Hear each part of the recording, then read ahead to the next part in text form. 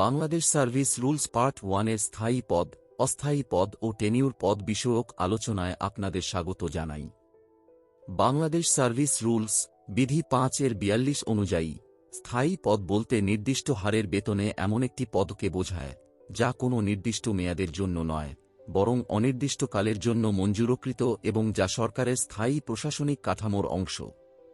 এই পদের প্রধান বৈশিষ্ট্য হল এই পদের বিপরীতে নিয়োজিত কর্মকর্তা পদের ওপর লিয়েন বা স্থায়ী অধিকার লাভ করেন।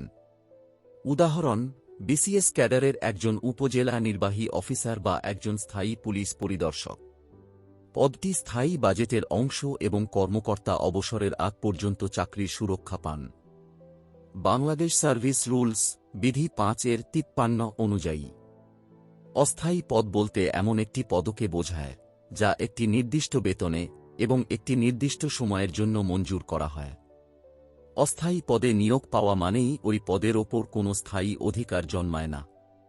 বাজেট বরাদ্দ শেষ হলে পদটি স্বয়ংক্রিয়ভাবে বিলুপ্ত হয়।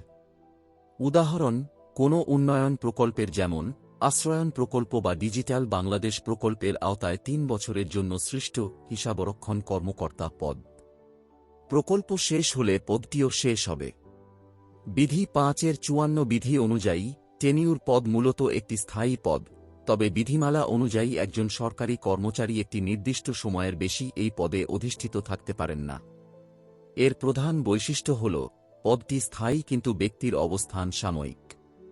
মেয়াদের পর তাকে আগের পদে বা অন্য পদে ফিরে যেতে হয়। উদাহরণ: বাংলাদেশ পাবলিক সার্ভিস কমিশনের সদস্য বা কোনো স্বায়ত্তশাসিত প্রতিষ্ঠানের চেয়ারম্যান পদ। পদটি স্থায়ীভাবে আছে, কিন্তু সরকার 5 বছরের জন্য কাউকে নিয়োগ দিলে 5 বছর পর তাকে সেই চেয়ার ছাড়তে হবে। সংক্ষেপে বলা যায়, স্থায়ী পদ হল অনির্দিষ্টকালের জন্য স্থায়ী মঞ্জুরিকৃত পদ। পদ ও চাকরি উভয়েই অবসরের পূর্ব পর্যন্ত সুরক্ষিত। অস্থায়ী পদের নির্দিষ্ট মেয়াদ থাকে। মেয়াদ শেষে পদ বিলুপ্ত হয়ে যায়। অন্যদিকে টেনিউর পদের নির্দিষ্ট মেয়াদ থাকে, যেমন 3 থেকে 5 বছর। পদ স্থায়ী থাকলেও ব্যক্তির অবস্থান পরিবর্তনশীল। আমাদের সাথে থাকার জন্য আপনাকে ধন্যবাদ।